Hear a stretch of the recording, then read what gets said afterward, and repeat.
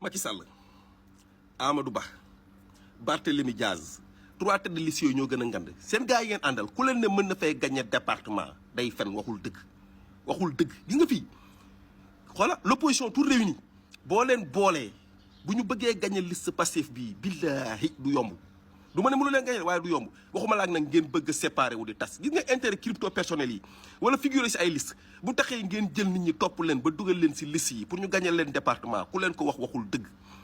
dama ne ngeen dellu si waat ngeen def liste gis nga département yi def leen collège ngeen liggéey ñu naan Amadou Ba jubawut fii Macky Sall jubóo na fii bàyyi leen seen intérêt yooyu billaahi laa lay waatal département yi amul kenn ku ko mën a gagné amul kenn ku mën a dem parallèlement nga gagné département amul ku leen ko waxul dëgg ku leen ko waxul dëgg